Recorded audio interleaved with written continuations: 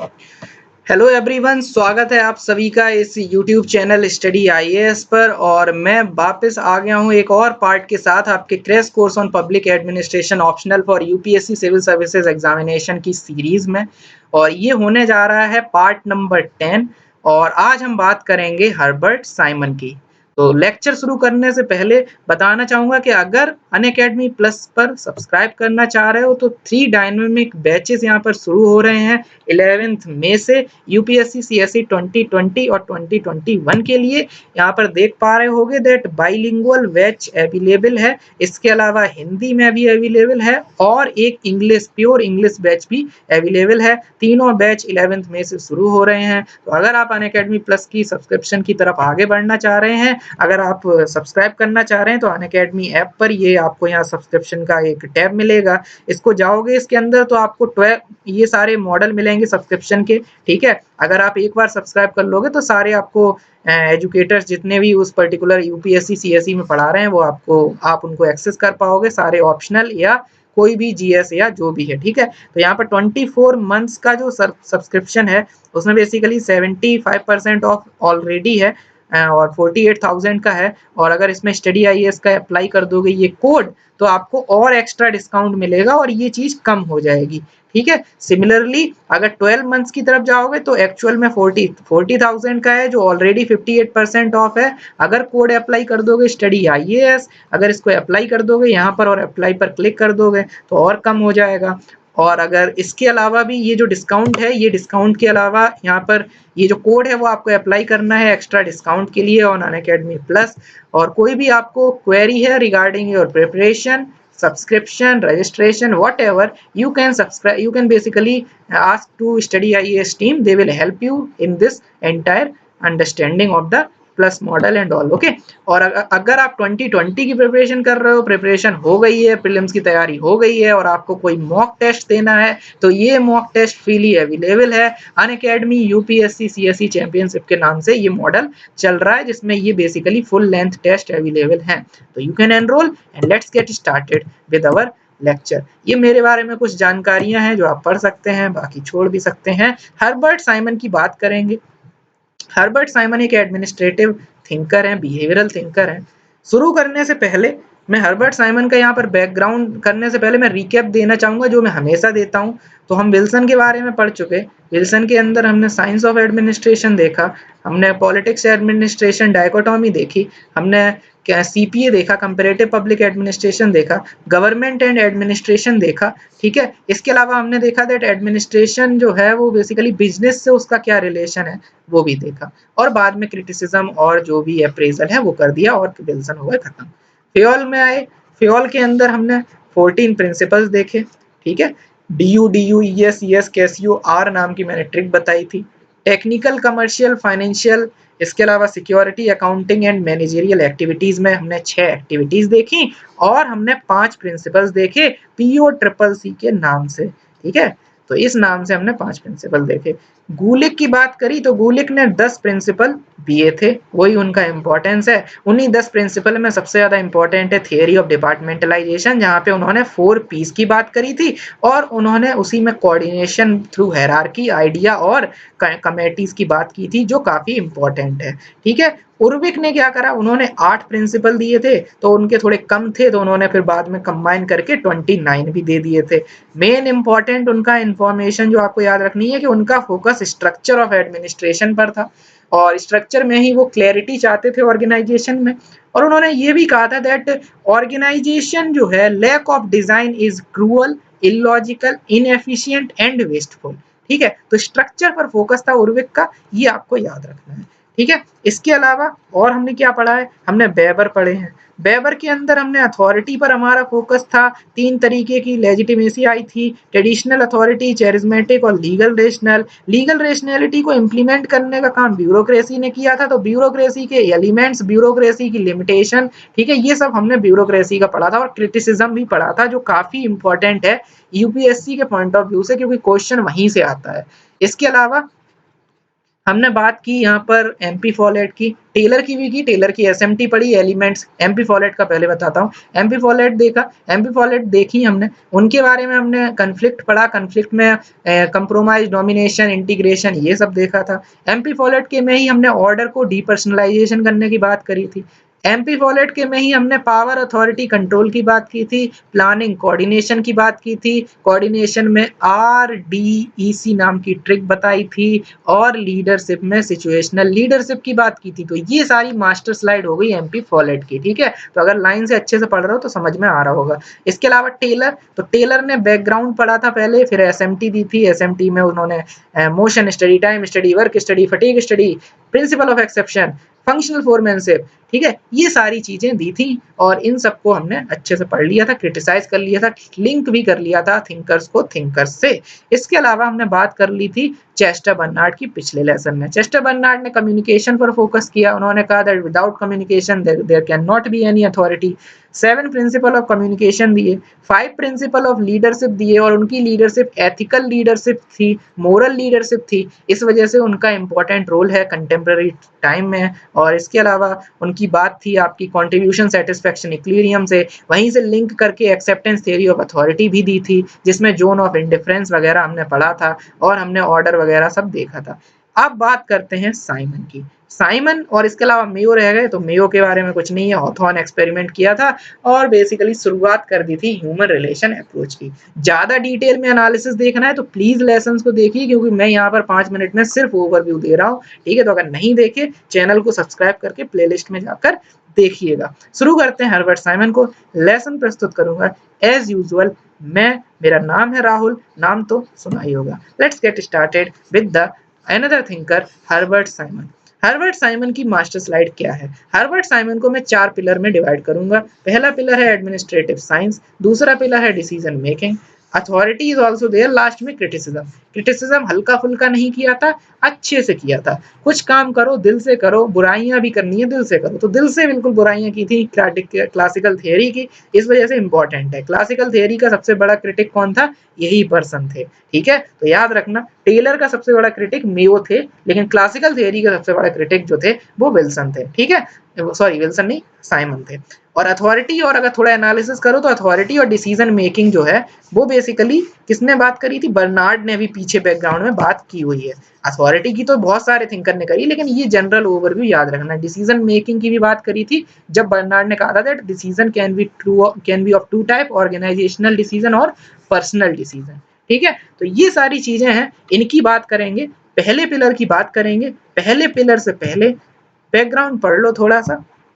यहाँ पर ये है कि साइमन जो है बहुत जगह एसोसिएटेड थे, बहुत सारी पब्लिक ऑर्गेनाइजेशन में, चाहे वो ब्यूरो ऑफ बजट हो, American social science research council हो, प्रेसिडेंट साइंस एडवाइजरी कमेटी, जैसे हमारे यहाँ है ना prime minister science and technology innovation advisory council, जिसके चेयरपर्सन को scientific advisor, principal scientific advisor to the prime minister कहा जाता है। तो कमेंट में बताओ अभी कौन है, ठीक है। तो इनका जो है, इनके बारे ये इनमें उनका रोल था, तो उनका बहुत ज्यादा इंटरडिसिप्लिनरी रोल था। उनकी स्टडीज भी यहाँ पर बहुत जगह थी, जैसे इकोनॉमिक्स, साइकोलॉजी, सोशियोलॉजी। तो ये इंपॉर्टेंट इसलिए है क्योंकि यूपीएससी ऑलरेडी इंटरडिसिप्लिनरी पर्सपेक्टिव से क्वेश्चन कर चुका है।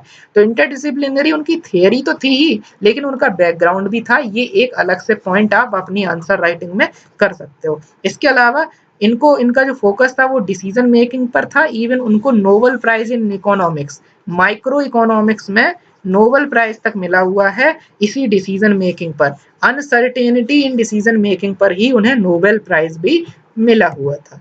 इंट्रोडक्शन, इंट्रोडक्शन में इनका कंट्रीब्यूशन बहुत इंपॉर्टेंट है डिसीजन मेकिंग में। जैसे फॉर एग्जांपल, जैसे मैं पूछूं कन्फ्लिक्ट में एक थिंकर का नाम बताओ, तो आप कहोगे M P Follett, Mary Parker Follett, ठीक है। अगर मैं कहूं कि एक थिंकर का नाम बताओ जिसने ब्यूरोक्रेसी जिसकी है, तो आप कहोगे वेबर। मैं कहूँ एक थिंकर का नाम बताओ जो साइंटिफिक मैनेजमेंट अप्रोच के लिए जाना जाता है, तो आप कहोगे टेलर। मैं कहूँ अगर एक थिंकर का नाम बताओ जो बेसिकली जिसने बात की हो, बेसिकली बात की हो इसकी क्या बोलते हैं इसकी गवर्नमेंट और इमरजेंस ऑफ पब्लिक एडमिनिस्ट्रेशन की, तो आप कहोगे विल्सन। ऐसे ही एक थिंकर का नाम बताओ जिसने डिसीजन मेकिंग पर बात करी, या सबसे ज्यादा इंपॉर्टेंट जो एक पर्सन, अगर एक नाम लेना हो तो आप हर्बर्ट साइमन का दोगे, इनका इतना अच्छा कॉन्ट्रीब्यूशन है। इसके अलावा फाउंडिंग फिगर भी कहा जाता है इन फील्ड ऑफ आर्टिफिशियल इंटेलिजेंस, और इसके अलावा क्रिएटर ऑफ ये जो थिंकिंग मशीन होती है, ठीक है।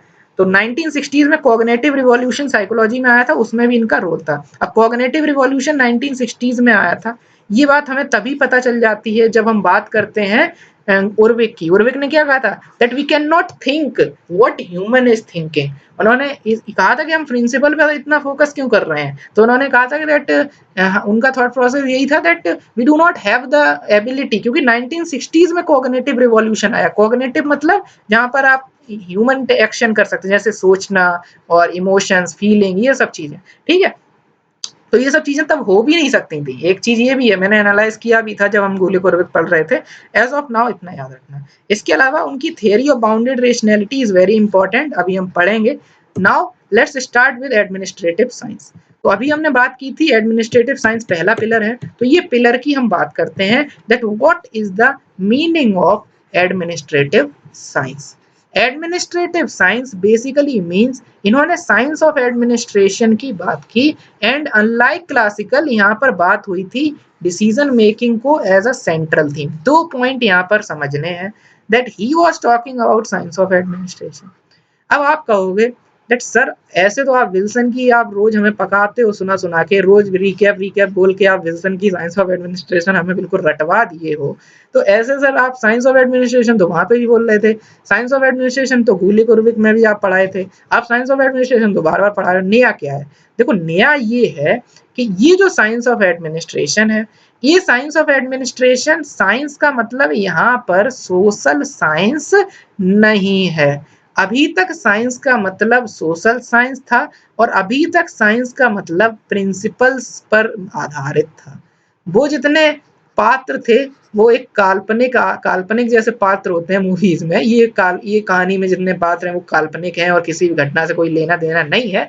ऐसे ही उनका किसी साइंस से लेना देना नहीं था। वो सारी चीजें डिपेंड थी सोशल साइंस पर, और वो सारी चीजें प्रिंसिपल्स के ऊपर आधारित थी, ठीक है। लेकिन ये जो साइंस अब बात हो रही है साइमन के द्वारा, ये नेचुरल साइंस है। मतलब जो साइंस होती है एग्जैक्टली फिजिक्स, केमिस्ट्री, बायो वाली साइंस, ये साइंस सोशल साइंस नहीं है। ये साइंस इंपेरिकल साइंस है। ये साइंस वो वाली साइंस है जहां पर आपको साइंटिफिक फैक्ट पर चीजें करनी है। ये साइंस वो वाली साइंस है जो बेसिकली कॉग्निटिव साइंस और साइकोलॉजिकल साइंस, या आप कह सकते हो फिजिकल साइंस। तो एक्चुअल साइंस की बात हो रही है, ना कि सोशल साइंस की, ठीक है। तो ये पहला पॉइंट है। और दूसरा पॉइंट ये, यहाँ पे देखो एक क्वेश्चन भी बन सकता है यूपीएससी में कि साइंस ऑफ एडमिनिस्ट्रेशन के पर्सपेक्टिव में कुछ एनालाइज करने को आ जाए, है ना। कोई एक थिंकर नहीं है, फिर आपको सारे थिंकर, सबका thought process with respect to science पता होना चाहिए। इसके अलावा इनका फोकस था डिसीजन मेकिंग पर। अभी तक जो क्लासिकल थिंकर्स थे उनका फोकस जो था वो डूइंग पर था, और इनका फोकस है डिसीजन पर। और डिसीजन प्लस डूइंग मिला के होती है एक्टिविटी। तो एक्टिविटी में दोनों होती हैं, activity is equal to decision plus doing. लेकिन अभी तक जो लोग थे वो सिर्फ डूइंग पर फोकस कर रहे थे, क्लासिकल वाले, लेकिन इन्होंने वहां पर डिसीजन पर भी फोकस किया, ठीक है। सो ये चीज याद रखनी है। इसके अलावा डिसीजन को इन्होंने बताया process of conclusion from premises, and therefore the premises that the whole decision serves as the unit of analysis. तो इन्होंने कहा दैट होल डिसीजन को एनालाइज मत करो, प्रीमाइस को एनालाइज करो। प्रीमाइस अभी हम पढ़ेंगे, फैक्ट और वैल्यू प्रीमाइस होते हैं, यानी फाउंडेशन वो होते हैं, तो उनकी एनालिसिस करो, है ना। कोई अगर जेल में है तो ऐसे मत एनालाइज करो कि ये जेल में है, उसके अंदर बैकग्राउंड में जाओ, उसकी हिस्ट्री एनालाइज करो कि बिकॉज ऑफ यू कैन से फाइनेंशियल कंडीशन कुछ था नहीं, जॉब थी नहीं, तो इसलिए वो फिर चोरी वोरी करने लगा, है ना। तो something sort of that thing. तो डिसीजन को एनालाइज मत करो, उसकी प्रीमाइस, उसकी फाउंडेशन को एनालाइज करो। तो एडमिनिस्ट्रेशन डिसीजन मेकिंग कैसे होती है वो इन्होंने बताया, अभी हम पढ़ेंगे।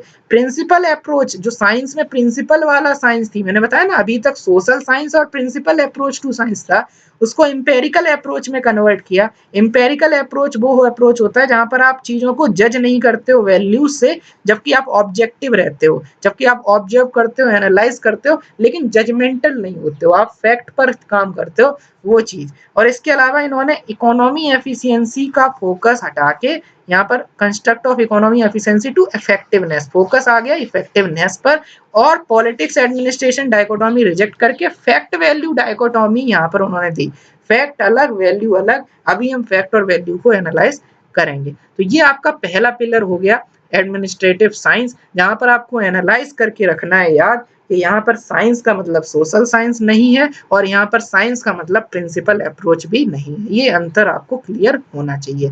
अब बात करते हैं रीजन ऑफ पॉपुलैरिटी। ये कोई पिलर नहीं है, बट ये एक क्वेश्चन, एक मॉक, एक एनालिसिस पोर्शन की तरह समझ सकते हो कि क्या पॉपुलैरिटी के रीजन थे। तो पहला है कि इन्होंने टेक्नोलॉजी और ऑपरेशन को अलग नहीं किया। अभी तक जो क्लासिकल थिंकर्स थे वो टेक्नोलॉजी को अलग कर देते थे ऑपरेशन से, वो सिर्फ काम करते थे, टेक्नोलॉजी का यूज नहीं कर रहे थे, साइंस का यूज नहीं कर रहे, science and tech GS mains paper 3 का यूज नहीं कर रहे थे, तो वो इन्होंने हटाया, इस वजह से इनकी एक्सेप्टेंस है। इन्होंने पुरानी चीजों को पूरा रिजेक्ट नहीं किया, इन्होंने पोस्ट कॉर्प भी इंक्लूड किया, पीओ ट्रिपल सी भी इंक्लूड किया, फ्योल का वो भी इंक्लूड, मतलब ऐसा नहीं है जैसे मियो और फ्योल, मियो में क्या अंतर था, मियो ने क्या कर दिया था कि इनफॉर्मल अप्रोच पूरा रिजेक्ट कर दिया था, ठीक है, लेकिन बर्नार्ड ने वैसा नहीं किया। बर्नार्ड ने कहा दैट फॉर्मल के अंदर एलिमेंट्स हैं, डीपर्सनलाइजेशन, स्पेशलाइजेशन ऐसे करके, और इनफॉर्मल भी एक एलिमेंट है फॉर्मल का, तो ऐसे बोला था। तो इस वजह से मियो को उतना ज्यादा, इसी वजह से हम मियो का क्रिटिसिज्म यही कह के कर देते हैं, उन्होंने पुरानी चीजों को रिजेक्ट कर दिया। यहाँ रिजेक्शन नहीं है, यहाँ सारी चीजें सबज्यूम कर दी गई। और इसके अलावा फोकस था डिस्क्रिप्शन पे। याद रखना ये थियरी जो है ये डिस्क्रिप्टिव थियरी है। डिस्क्रिप्टिव का मतलब यहाँ ये नहीं कहा जा रहा है कि ये करो। अभी तक जो क्लासिकल थिंकर्स थे वो प्रिस्क्राइब कर रहे थे चीजें, जैसे गुली कुर्विक, वो प्रिस्क्राइब कर रहे हैं, अपने प्रिंसिपल्स दे रहे हैं, ऐसा होना चाहिए, ऐसा होना चाहिए, वैसा होना चाहिए। 14 प्रिंसिपल ऑफ फ्यूल प्रिस्क्राइब कर रहे हैं कि ये वाले प्रिंसिपल्स होने चाहिए, authority and responsibility should commensurate with each other, वो कह रहे हैं शुड, ऐसा होना चाहिए, प्रिस्क्राइब कर रहे हैं। वो प्रिस्क्राइब कर रहे हैं एस्पिरिट डी कॉप्स होना चाहिए, वो प्रिस्क्राइब कर रहे हैं डिवीजन ऑफ वर्क होना चाहिए, वो प्रिस्क्राइब कर रहे हैं डिसिप्लिन होना चाहिए। वो ये नहीं कह रहे ऐसा होता है, लेकिन ये कहेंगे कि डिसीजन ऐसे होते हैं। तो ये डिस्क्रिप्टिव है, ये इंपेरिकल है, ये बेसिकली टेक्नोलॉजिकल है, और ये बेसिकली पुराने वालों को रिजेक्ट नहीं करते हैं, ये सबको साथ लेके चलते हैं, सबका साथ सबका विकास। इस वजह से ये इंपॉर्टेंट है, इसलिए इनकी एक्सेप्टेंस और पॉपुलैरिटी है। ठीक है, क्लियर होता है यहाँ तक। नाउ द सेकेंड पिलर, पहला पिलर क्या था, एडमिनिस्ट्रेटिव साइंस, दूसरा पिलर क्या है, decision making.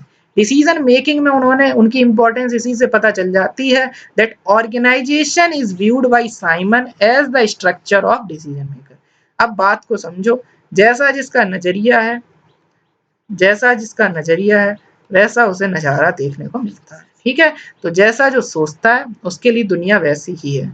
It depends on the spectacles that you are wearing. अगर आपको दुनिया में सब नेगेटिव दिख रहा है तो दुनिया यस नेगेटिव है, अगर आपको सब पॉजिटिव दिख रहा है तो पॉजिटिव है, अगर आपको सब जगह पैसा पैसा दिख रहा है तो हर जगह पैसा दिखेगा, हर जगह आप पैसे के बारे में सोचोगे, हर जगह आपको दिख रहा है कि पीपल आर इमोशनल तो इमोशनल हैं, अगर आपको हिंदू मुस्लिम और ये सब दिख रहा है दुनिया में, इंडिया में, तो यस ये चीजें हैं। ठीक है, जैसा आप सोचोगे वैसा आपको दिखेगा, जैसी नजरिया वैसा नजारा, जैसी सोच वैसा दिखेगा। ठीक है, ऐसे ही ऑर्गेनाइज, अब यहाँ पे क्या है, हर थिंकर का यही लॉजिक है। अगर हम बात करें आपके ऑर्गेनाइजेशन बाई बर्नार्ड, तो बर्नार्ड कह देंगे organization is nothing but the system of human cooperation, क्योंकि उनकी कोऑपरेटिव थियरी थी तो उन्होंने कोऑपरेशन कह दिया। एमपी फॉलेट ने कह दिया administration is nothing but to resolve the conflict. ठीक है, वेबर ने कह दिया that administration is nothing but the kind of you can say domination of, you can say domination of power. ठीक है, डोमिनेट कर रहे हो उसी को एडमिनिस्ट्रेशन कह रहे हैं, और डोमिनेट जो कर रहे हैं उनको हम ऑर्गेनाइजेशन कह रहे हैं। ठीक है, और विल्सन थे तो विल्सन ने कह दिया दैट इम्प्लीमेंटेशन और execution of the law is nothing but the administration. यहाँ ये डिसीजन मेकिंग पर ध्यान दे रहे हैं तो इन्होंने कह दिया that organization is nothing but the structure of decision makers. समझ रहे हो, जो जैसा सोचता है वैसा ही बोलता है। ठीक है, वही चीज यहाँ पे। इसके अलावा डिसीजंस उन्होंने कहा था ऑल लेवल्स पर होते हैं, मैंने यहाँ डायग्राम बना दिया। अभी तक क्या था, डिसीजन सिर्फ अगर उनको छोड़ दें, लॉ ऑफ सिचुएशन को छोड़ दें, लॉ ऑफ सिचुएशन ने सजेस्ट किया था दैट डिसीजन जो है वो बेसिकली पावर विद होना चाहिए, बट उसके अलावा जैसे टेलर हैं, वेबर हैं, सबको ये कहता है डिसीजन जो है टॉप लेवल पर होते हैं, लेकिन इन्होंने ऐसा नहीं कहा। इन्होंने कहा decisions are based at are happening at policy level, strategic level और ऑपरेशनल लेवल। 3 लेवल बताए। अगर ये साइड का पोर्शन दिख नहीं रहा है तो आप ये पीडीएफ जब दे दूंगा तो आप देख लीजिएगा उसमें, ठीक है। तो तीनों लेवल पर पॉलिसी फॉर्मुलेशन जहां हो रहा है वहां भी डिसीजन लिए जा रहे हैं, स्ट्रेटेजिक लेवल बीच में आ रहा है वहां पर भी, और जहां ऑपरेशनल, जहां इम्प्लीमेंटेशन हो रहा है वहां पे भी डिसीजन लिए जा रहे हैं। डिसीजन इन्होंने कहा था कि प्रीमाइसिस पर बेस्ड होते हैं और डिसीजन मेकर की प्रेफरेंस, सोशल कंडीशनिंग और कम्युनिकेशन जो है उन सब पर बेस्ड होते हैं। इसके अलावा डिसीजन में उन्होंने स्टेजेस ऑफ डिसीजन मेकिंग की बात करी। What all are the stages of decision making? Decision making की क्या स्टेजेस हैं? So he was talking about 3 stages of decision making: intelligence activity, design activity और चॉइस एक्टिविटी। इंटेलिजेंस एक्टिविटी क्या होता है? ये बेसिकली आपको कुछ मत याद रखो, बस एक मेरा जो मैं यहाँ पर एक बता रहा हूँ आइडिया वो याद रख लो, दैट सबका मतलब है फाइंडिंग। सबका मालिक एक, वो मालिक है फाइंडिंग। फाइंडिंग है, इंटेलिजेंस का मतलब भी फाइंडिंग, डिजाइनिंग का मतलब भी फाइंडिंग, चॉइस का मतलब भी फाइंडिंग। लेकिन फाइंडिंग ऐसा नहीं गुमशुदा हो गया है, ढूंढ रहे हैं ना, गुमशुदा की तलाश, वो वाली गुमशुदा की तलाश नहीं, वो गुमशुदा अलग अलग है। किसकी फाइंडिंग? तो इंटेलिजेंस एक्टिविटी में जो फाइंडिंग है वो है एरिया की फाइंडिंग, कि कहाँ हमें डिसीजन लेना है। जैसे for example sustainable development goal, sustainable development goal 17 गोल 2030 तक अचीव करने हैं सारी कंट्रीज को, तो ये एरिया बता रहे हैं कि जीरो पॉवर्टी है, ये एरिया है, पॉवर्टी कम करनी है, एरिया है। जेंडर इनइक्वालिटी कम करनी है, इक्वालिटी लानी है, इनकम में इनइक्वालिटी कम करनी है, एरिया है। हंगर नहीं होना चाहिए, कोई भूख से ना मरे, मेल न्यूट्रिशन ना हो, एरिया है। एजुकेशन फॉर ऑल, एरिया है। मरीन लाइफ, ठीक है, कोस्टल लाइफ, मरीन लाइफ और एक्वेटिक लाइफ, एरिया है। एनवायरमेंट, एरिया है। तो दीज आर द एरियाज। तो पहले आपको एरिया पता करने हैं कि डिसीजन कहाँ लेना है, ठीक है। या फॉर एग्जाम्पल कोई डिस्ट्रिक्ट मजिस्ट्रेट है, तो अगर बुंदेलखंड का कोई एरिया है तो वहां एरिया आपका डिसीजन मेकिंग का एरिया ऐसा होगा कि वाटर कंजर्वेशन पे फोकस करोगे। अगर कहीं एरिया आपका ऐसा है जहां पर बहुत ज्यादा डैम बाढ़ आ रही है, तो वहां पर आपका एरिया होगा कि कैसे डैम वगैरह बिल्ड किया जाए, उस पर आप फोकस करोगे। कहीं पर कोई लोग वोट ही नहीं कर रहे हैं, बहुत ज्यादा वोटर टर्नआउट बेकार आ रहा है, तो आपका एरिया होगा कि ये कैसे बढ़ाया जाए। अगर कहीं पर एजुकेशन नहीं है कहीं किसी जगह पे, तो आपका एरिया होगा कि यहाँ की एजुकेशन। तो हमेशा ब्यूरोक्रेसी में आप इंटरव्यू में ये चीज बोल सकते हो दैट आप एरिया आइडेंटिफाई करोगे, कभी भी आप काम करोगे तो लोग अगर कोई पूछे पैनल में कि आप अलग क्यों करो, अलग क्या करोगे, तो आप बोल सकते हो that we will find the area. हम एरिया फाइंड करेंगे।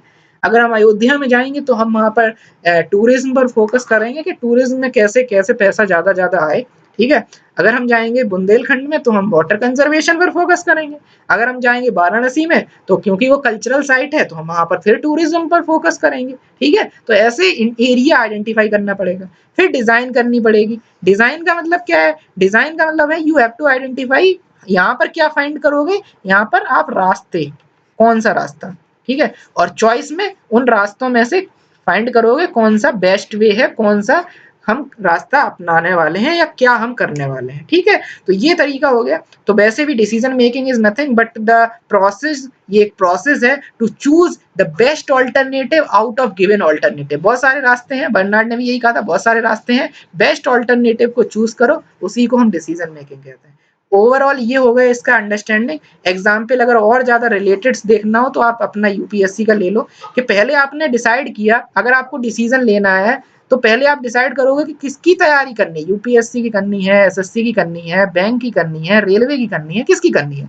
तो आपने इंटेलिजेंस एक्टिविटी के थ्रू एरिया पता किया कि हाँ यूपीएससी की करनी है। अब यूपीएससी की करनी है तो आपको ऑप्शनल चूज करना है, तो डिजाइन करोगे। अब डिजाइन करने के लिए पता तो होना चाहिए कौन कौन से ऑप्शनल है। तो डिजाइन मतलब PubAd optional, PSIR optional, history optional, geography optional. तो आपने डिजाइन देखी कि हाँ इसमें ये डिजाइनिंग है।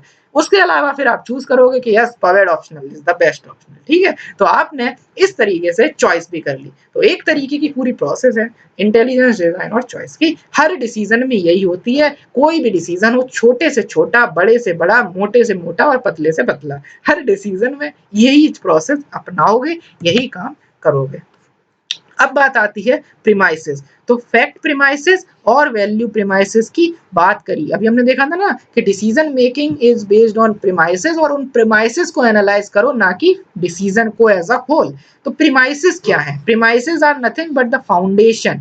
ठीक है, कोई ट्रायंगल है, उसका नीचे का जो बेस है उसे प्रीमाइस कह रहे हैं। और इन्होंने कहा था दैट वैल्यू जजमेंट जो है और इनको इनकॉर्पोरेट मत करो और फैक्ट पर फोकस करो।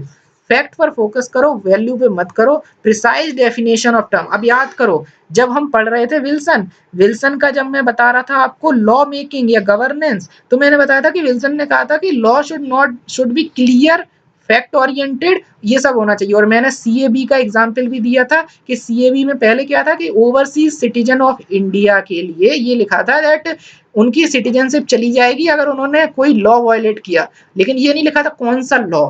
तो लोगों ने क्रिटिसाइज किया, ऐसे तो ट्रैफिक वायलेशन भी एक लॉ का वायलेशन है, तो आप उनकी सिटीजनशिप ले लोगे, ओसीआई उनका कार्ड ले लोगे। तो फिर उन्होंने अमेंडमेंट उसको करके लिखा कि security of state so and so fourth, ऐसे होता है। तो यही इन्होंने कहा that administration should be based on fact rather than value. तो इनकी थियरी इसीलिए क्रिटिसाइज भी की जाती है कि बंदा है तो बिहेवियरल लेकिन बात कर रहा है वैल्यू फ्री की, वैल्यू न्यूट्रलिटी की। और वैल्यू न्यूट्रलिटी तो क्लासिकल का एक अप्रोच है।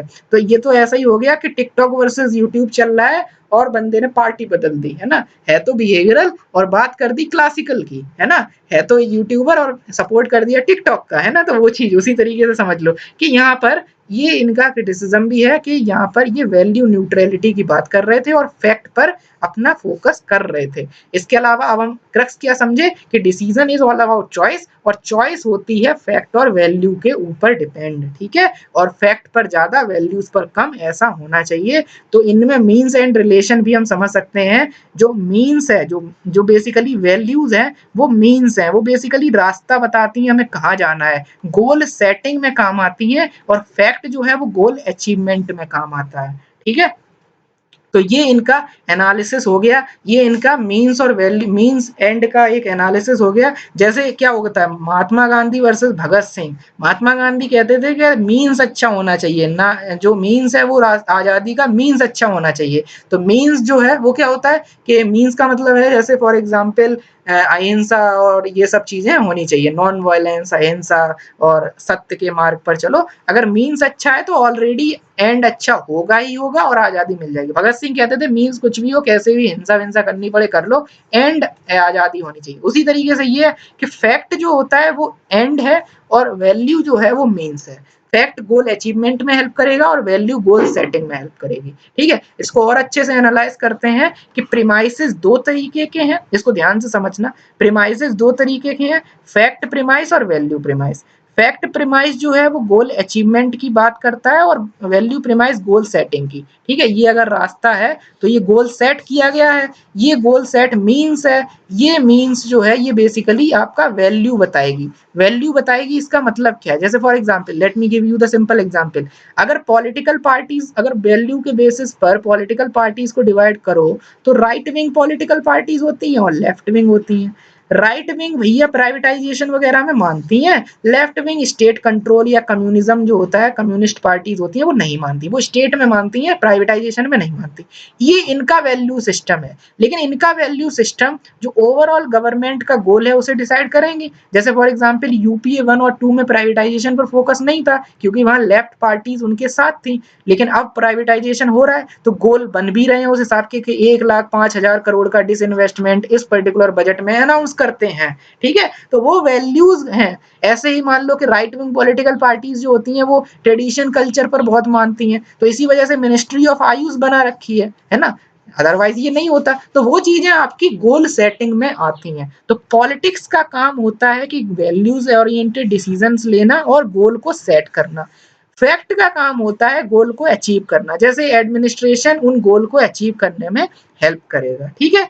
तो फैक्ट यहाँ पर होता है और एडमिनिस्ट्रेशन फैक्ट पर काम करता है। लेकिन एक एनालिसिस इसका ये और है, क्योंकि उन्होंने ये कहा है, उन्होंने ऐसा नहीं कहा कि एक बार डिसीजन है, उन्होंने कहा कि डिसीजन तो हर लेवल पर होते हैं, तो हर लेवल पर फैक्ट और वैल्यू का एनालिसिस करना पड़ जाएगा। तो एडमिनिस्ट्रेशन वैसे तो फैक्ट ओरिएंटेड है, वैसे तो हम कह रहे हैं कि फैक्ट प्रीमाइसेस है, लेकिन एडमिनिस्ट्रेशन भी अपने अंडर सब गोल सेटिंग और सब गोल अचीवमेंट पर ध्यान देगा, और गोल सेटिंग में अगर काम करोगे तो वैल्यूज पर ही वो डिपेंड होगा। जैसे फॉर एग्जांपल मान लो कि कोई स्कीम अप्लाई करनी, जैसे मान लो लॉकडाउन जो है, लॉकडाउन चल रहा है कंट्री में, तो वो गवर्नमेंट ने वैल्यू जजमेंट दे दी, वैल्यू के आधार पर पॉलिटिक्स ने गोल सेट कर दिया। एडमिनिस्ट्रेशन यानी हर जगह की डिस्ट्रिक्ट मजिस्ट्रेट को काम दे दिया that you have to implement the lockdown. अब लॉकडाउन करने के लिए अगर देखोगे 10 डीएम को, या अगर 4 डीएम को एनालाइज करो या 2 डीएम को एनालाइज करो, उनका तरीका अलग होगा, उनका way of working is different. हर कोई एक ही तरीके से तो गोल नहीं बना रहा होगा, अब वो अपने सब गोल बनाएंगे। सब गोल जैसे एक फूड सिक्योरिटी का सब गोल, एक मजदूरों को कैसे बेसिकली खाना पहुंचाना है या कैसे उनकी लाइवलीहुड वगैरह को देखना है। हेल्थ का एक गोल होगा कि कैसे लोग जो हैं उनको हम क्वारंटीन करें। ट्रेसिंग का एक गोल होगा कि कैसे ट्रेस किया जाए। पुलिस एडमिनिस्ट्रेशन कैसे काम करे, वो एक गोल होगा। एक गोल ये भी होगा कि जो लोग मजदूर वगैरह गांव में आ रहे हैं तो उनको गांव के अंदर मिलने ना दिया जाए, उनको गांव के बाहर ही एक क्वारंटीन सेंटर में रखा जाए, उनको क्वारंटीन का पालन कराना, सोशल डिस्टेंसिंग मेंटेन कराना, बहुत सारे सब गोल्स बनाए जाएंगे। हो सकता है किसी के लिए प्रायोरिटी अलग हो, किसी के लिए प्रायोरिटी अलग हो। अब दिल्ली के लिए प्रायोरिटी अलग होगी, दिल्ली का डीएम अलग तरीके से काम कर रहे होंगे, बिहार के और यूपी के डीएम अलग तरीके से काम कर रहे होंगे, क्योंकि यहाँ माइग्रेंट जो वर्कर्स आ रहे हैं वो ज्यादा हैं। दिल्ली में तो माइग्रेंट वर्कर आ नहीं रहे, वहां से तो जा रहे हैं। तो हर जगह अपनी अपनी गोल जो होंगे वो सेट होंगे। तो इस वजह से जो सब गोल सेटिंग है वो वैल्यू बेस्ड हो जाएगी। अगर ये चीज वैल्यू बेस्ड ना होती और फैक्ट पर ही होती तो डिस्ट्रिक्ट मजिस्ट्रेट की जरूरत ही ना होती।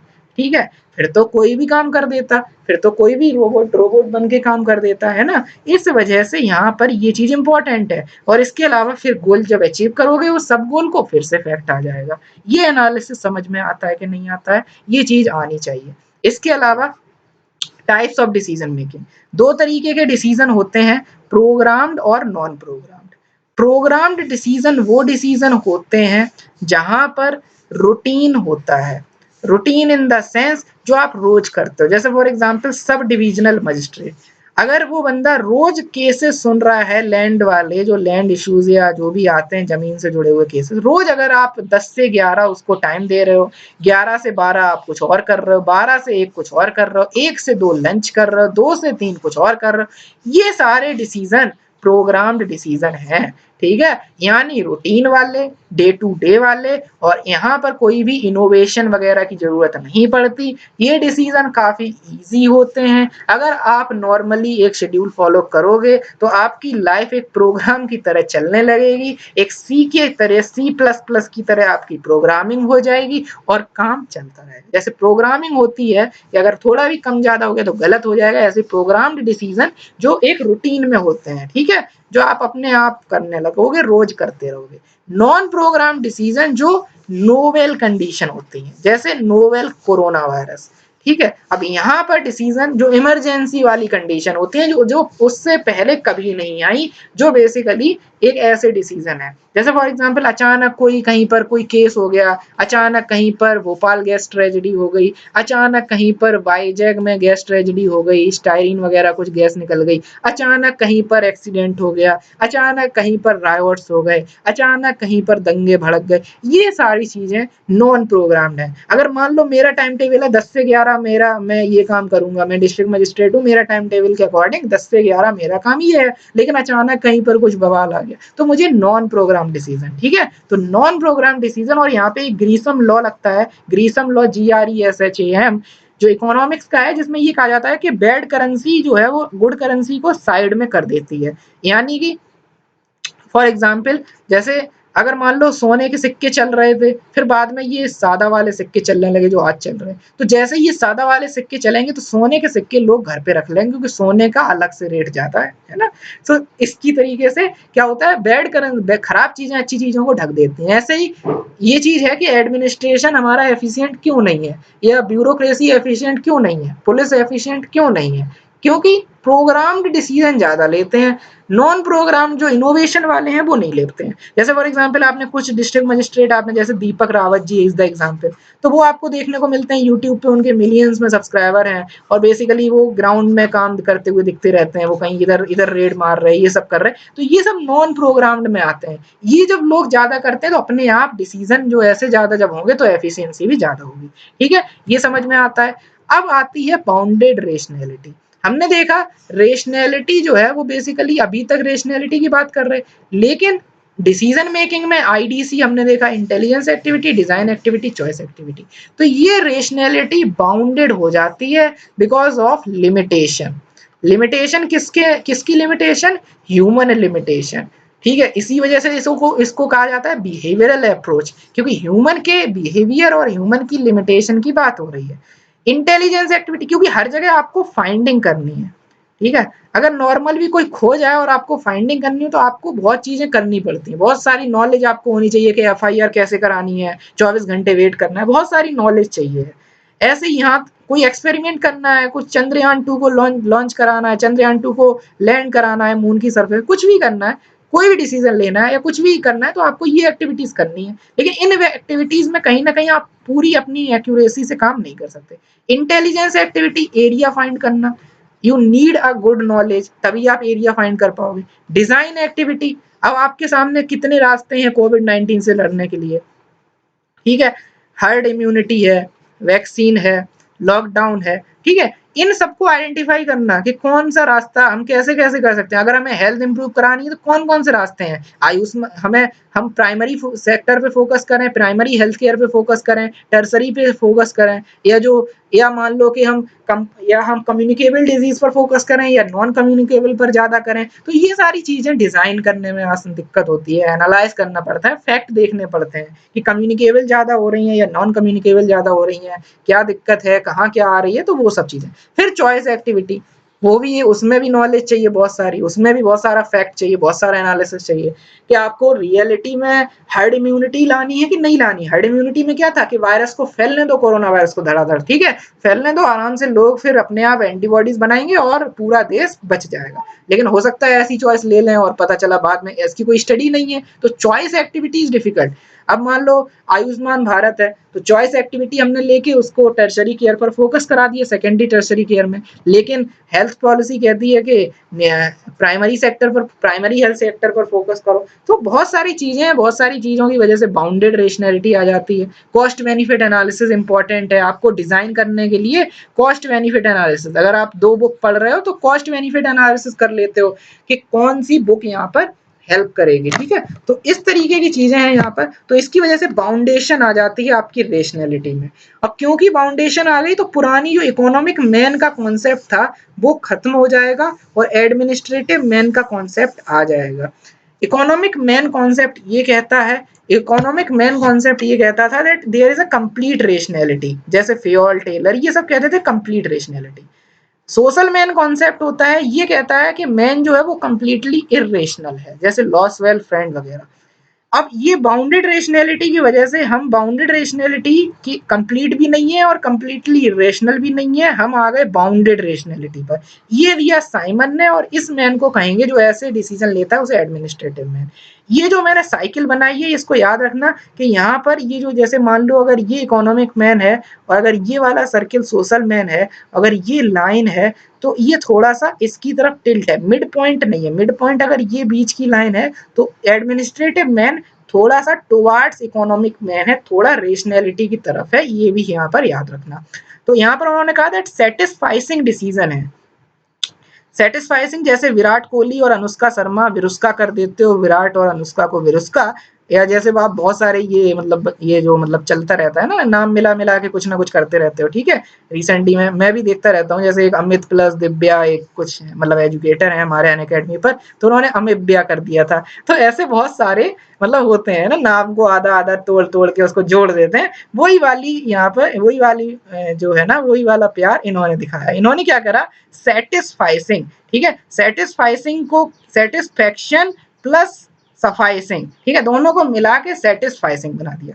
सेटिस्फेक्शन का सेटिस ले लिया और सफाइसिंग का फाइसिंग ले लिया, सेटिस्फाइसिंग, ठीक है। सेटिस्फाइसिंग मतलब ऐसा डिसीजन जो टोटली आपका सेटिस्फाइड, टोटली रेशनल नहीं है, वो सफिशिएंट इनफ है, ठीक है। आप पूरा एनालिसिस नहीं करने बैठ जाते हो कि अगर आपने न्यूज में कोविड-19 पढ़ लिया और उसमें आपने कोई साइंस एंड टेक्नोलॉजी का कोई टॉपिक पढ़ लिया, फिर आप पूरा बायोलॉजी, पूरी बायोटेक्नोलॉजी, वैक्सीन कैसे बनती है और पूरा एनालिसिस करने नहीं पहुंच जाते हो। आप उतना ही पढ़ते हो जितना यूपीएससी के लिए सफिशिएंट है। तो कहीं ना कहीं आप पूरा रेशनैलिटी की तरफ नहीं जाते हो। Sufficient, sufficient enough, this is sufficient enough, उतना ही, जैसे this is sufficient enough to understand. Okay, let's move on to the next slide. तो यही एडमिनिस्ट्रेटिव मैन है। इकोनॉमिक मैन अगर हम बनने चले तो हम पूरा पबेड में रेशनल एक ही चीज पढ़ते रह जाएंगे और हमारा सिलेबस नहीं हो पाएगा, ठीक है।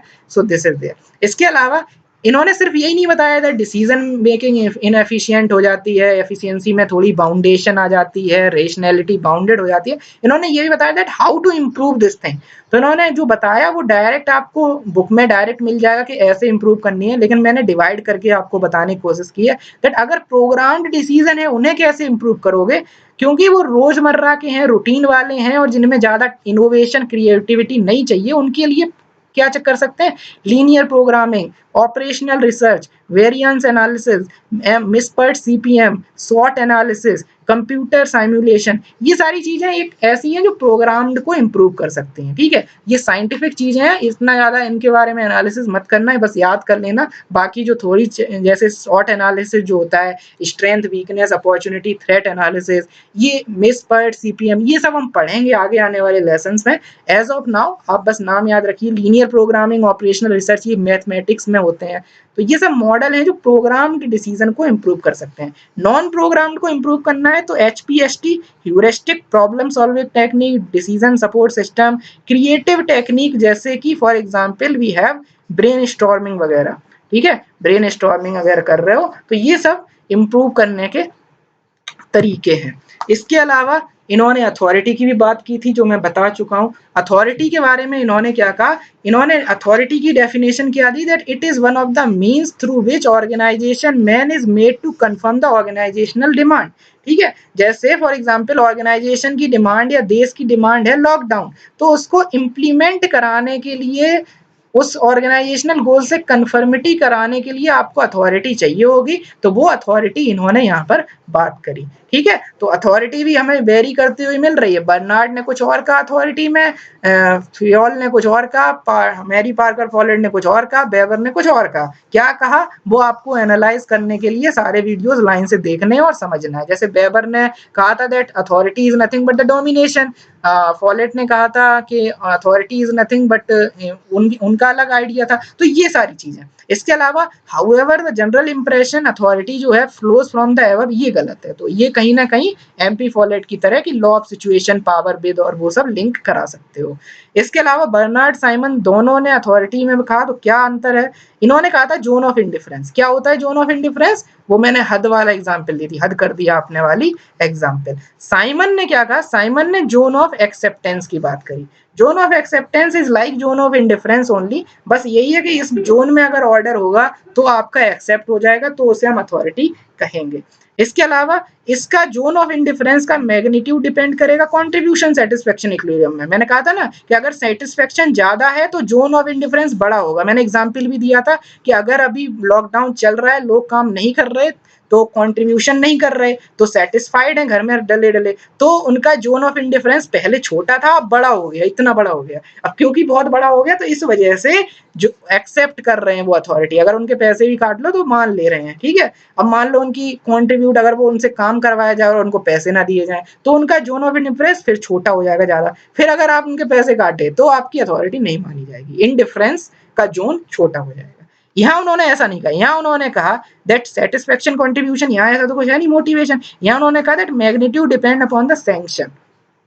सैंक्शन का मतलब है कि आप कितनी पावर यूज कर रहे हो। जैसे फॉर एग्जांपल आपका अमेरिका ईरान पे सैंक्शन लगा दी, ठीक है, तो वो अपनी अथॉरिटी इसलिए नहीं कर रहा कि अब फॉर एग्जांपल के वो अब कंट्रीब्यूट ईरान कितना पूरी इकोनॉमी में कंट्रीब्यूट कर रहा है और उसका सेटिस्फेक्शन का वो ध्यान दे, ना ना ऐसा कुछ नहीं, ऐसा कुछ नहीं होता। वो सीधा सैंक्शन का यूज करके अथॉरिटी को यूज कर रहे हैं। इसके अलावा criticism of classical theory, classical theory का क्रिटिसिज्म साइमन ने काफी अच्छे से किया, थोड़ा बहुत नहीं किया।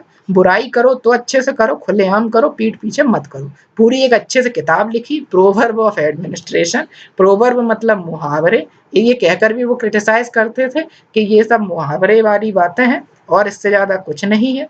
तो ये सारी चीज आपको याद रखनी है। तो प्रोवर्ब्स ऑफ एडमिनिस्ट्रेशन किताब लिखी थी, उसमें क्रिटिसाइज किया था, और सिर्फ क्रिटिसाइज करके छोड़ नहीं दिया था कि जैसे लोग क्रिटिसाइज गवर्नमेंट को कर रहे हैं, करते रहते हैं, ठीक है, तो उनको बेसिकली सॉल्यूशन भी बताना चाहिए साथ में, ठीक है, तो ऐसा वाला क्रिटिसिज्म किया था। तो बेसिकली क्रिटिसाइज क्या किया था और सॉल्यूशन में क्या बताया, तो वो चीज आप समझिए। नॉर्मेटिव है, ये कहा नॉर्मेटिव का मतलब जहां पर वैल्यूज इंपॉर्टेंट है, इंपेरिकल मतलब जहां पर फैक्ट इंपॉर्टेंट है। यहाँ पर जजमेंट नहीं दी जाएगी, यहाँ ऑब्जर्व किया जाएगा, एनालिसिस किया जाएगा, साइंटिफिक पर्सपेक्टिव से डिसीजन मेकिंग होगी। लेकिन नॉर्मेटिव में ऐसा नहीं था, नॉर्मेटिव में हम वैल्यूज को ध्यान में रखते थे, ट्रेडिशन वैल्यूज, और हम बेसिकली किसी डायमेंशन में हम जजमेंट देने लगते थे, वो होता है नॉर्मेटिव। अपना एक्सपीरियंस वगैरह जो भी है हमारा, उसी के बेसिस पर हम कुछ बोलने लगे, हम कुछ अपने विचार बना लें, अपने प्रिंसिपल्स बना लें, तो नॉर्मेटिव है। इंपेरिकल वो नहीं है, इंपेरिकल है सिचुएशन टू सिचुएशन चीजों को एनालाइज करो। इसके अलावा क्रिटिसिज्म ये भी किया दैट प्रिंसिपल्स इंपॉर्टेंट थे इनके क्लासिकल थियरी के। कहते थे ये लोग कि एफिशिएंसी मतलब प्रिंसिपल्स, लेकिन डिसीजन जो है वो इंपॉर्टेंट है, ऐसा इन्होंने कहा, और एफिशिएंसी मतलब डिसीजन मेकिंग, ये कहा आपका साइमन ने। प्रिंसिपल को ही ये लोग साइंस बोलते थे, मैंने बोला ना science of administration is equal to social science और इज इक्वल टू प्रिंसिपल्स, लेकिन इन्होंने रिजेक्ट करके कहा that principles are not important. इसके अलावा यहाँ फॉर्मल की अप्रोच की बात हो रही है, लेकिन यहाँ बिहेवियरल अप्रोच या ह्यूमन रिलेशन या आप कह सकते हो इनफॉर्मल अप्रोच की बात हो रही है। फोकस जो था वो इनका डूइंग पर था, फोकस था कि काम कैसे करवाना है, कैसे काम करवाना है, मतलब कैसे differential piece rate system, discipline वगैरह एंड वगैरह, हायरार्की और ये सब। लेकिन यहाँ फोकस डूइंग पर है, साथ में डिसीजन पे है, क्योंकि डूइंग प्लस डिसीजन से ही आपकी एक्टिविटी बनती है। तो ये सारा एनालिसिस है, ये सारा एनालिसिस है क्रिटिसिज्म ऑफ क्लासिकल थियरी का, कि क्रिटिसिज्म क्या था इनकी क्लासिकल थियरी का, ठीक है। इसके अलावा अब साइमन का क्रिटिसिज्म, अब इन्होंने तो कर दिया, अब इनका क्रिटिसिज्म, क्योंकि हम हर लेक्चर में क्रिटिसिज्म भी पढ़ते हैं। पहला क्रिटिसिज्म ये है कि ये साइंस ऑफ एडमिनिस्ट्रेशन बनाने की बात कर रहे थे। कौन सी वाली? Natural science, physical science, physics chemistry वाली साइंस। तो इसलिए बर्नार्ड ने क्रिटिसाइज किया था कि ये तो भैया फिजिक्स ला रहे हैं पवेड में, तो ये तो गलत है, वैसे ही पवेड ऑप्शनल इतना कठिन है, ऊपर से उसमें साइंस ले आओगे तो और कठिन नहीं हो जाएगा। इसलिए एरगायरिस ने कहा that he is basically rationalizing the inconfidence. ये बंदा ये नहीं कह रहा कि वर्कर काम नहीं करते और वर्कर इंटेलिजेंट नहीं है और वर्कर डिसीजन नहीं ले पा रहे, और ये नहीं कह रहा है, ये तो बंदा ये कह रहा है कि कोई बात नहीं है, ऐसा ही होता है, ठीक है। तो जैसे फॉर एग्जांपल होता है ना कि वो तो सबका कटेगा, ठीक है, तो ऐसे वाला जो नॉर्मल डायलॉग चलता है कि सबका कटेगा, ठीक है, तो हम एक तरीके से रेशनलाइज कर रहे हैं, लव वगैरह कुछ होता ही नहीं, हम तो रेशनलाइज कर रहे हैं कि सबका कटेगा, ठीक है। तो वो जो चीज है, रेशनलाइज कर रहे हो गलती को, हम गलती मान ही रहे, हम गलत, कोई किसी को गलत कह ही नहीं रहा कि अरे ये तो गलत किया, ये तो धोखा, ये तो धोखा है, नहीं, ये तो नॉर्मल है, ठीक है। It is rationalization, rationalizing, we are rationalizing. कोई करप्शन कर रहा है तो हम रेशनलाइज कर रहे हैं कि ये तो नॉर्मल है। वेबर ने अपनी थ्योरी को, वेबर ने डोमिनेशन को रेशनलाइज कर दिया दैट इट्स ओके, ठीक है। उन्होंने ये नहीं कहा दैट ये गलत है, उन्होंने एक तरीके का दैट उसमें क्या है, कमी क्या है, it's okay to have the domination, ठीक है। उन्होंने तो वो चीजें लिख के और बता दी, ऐसे ही इन्होंने लिख के बता दिया कि रेशनैलिटी नहीं आ सकती, ठीक है। तो अगर ऐसे कह दोगे तो फिर गलत हो जाएगा ना। तो अगर कोई बोल दे कि हिंदू मुस्लिम दंगे क्या है, ये तो नॉर्मल है, ये तो होते रहते हैं, ठीक है, तो ये गलत है ना, इस वजह से। इसके अलावा ऑस्टोम ने कहा that he is reviving the Wilson dichotomy. Wilson की जो डायकोटोमी थी, विल्सन की डायकोटोमी क्या थी? पॉलिटिक्स अलग, एडमिनिस्ट्रेशन अलग। ये बंदा क्या कह रहा है साइमन कि पॉलिटिक्स वैल्यूज पर डिपेंड है, एडमिनिस्ट्रेशन फैक्ट पर डिपेंड है। Again we are basically witnessing the dichotomy. तो ये भी क्रिटिसाइज किया। Karl Popper post positivist thinker हैं, जॉन रॉल्स जस्टिस थियरी है, GS4 में भी पढ़ोगे। तो इन लोगों ने क्या क्रिटिसाइज किया कि यहाँ पर ये वैल्यू फ्री अप्रोच की बात कर रहे हैं। वैल्यू फ्री अप्रोच का मतलब है जो क्लासिकल वाले थे, तो मैं यहाँ लिखा हुआ है पार्टी बदल दिया। जैसे टिकटॉक वर्सेस यूट्यूबर चल रहा है, तो यूट्यूबर वाले यूट्यूबर का सपोर्ट कर रहे हैं, टिकटॉक वाले टिकटॉक का कर रहे हैं, तो पार्टी नहीं बदलने का है ना। तो वो चीज है। तो क्लासिकल अगर आप बिहेवियरल थिंकर हो तो आप बिहेवियर की बात करो, है ना। अगर आप राइट विंग पॉलिटिकल लीडर हो तो आप लेफ्ट विंग की क्या बात कर रहे हो, है ना। तो ये चीज है। इसके अलावा सुटेबल फॉर स्मॉल ऑर्गेनाइजेशन, तो ये भी क्रिटिसाइज किया जा रहा है कि ये सारा जो मॉडल है, ये रेशनैलिटी वगैरह, ये स्मॉल ऑर्गेनाइजेशन के लिए ठीक है, प्राइवेट और स्मॉल के लिए ठीक है, लेकिन पब्लिक सेक्टर बड़ी ऑर्गेनाइजेशन के लिए नहीं है। और लास्ट में डिस्क्रिप्टिव, इनका जो फोकस है वो डिस्क्राइब करने पे है, वो इस पर नहीं है कि कैसे इंप्रूव करें, वो सिर्फ ज्यादा जो है वो डिस्क्रिप्टिव एनालिसिस है। तो इस पर भी हम इन्हें क्रिटिसाइज कर सकते हैं, ठीक है। So this is it for the day. आज हमारा जो लेसन था वो प्रीमियर बेस्ड था। तो आई होप ये चीजें आपको पसंद आई होंगी और आई होप चीजें क्लियर हो गई होंगी, ठीक है। So this is it for the day. Thank you so much and don't forget to subscribe to this YouTube channel study IAS. Have a nice day. Bye bye and stay tuned and keep following me on this YouTube channel for daily updates for public administration optional. Thank you so much.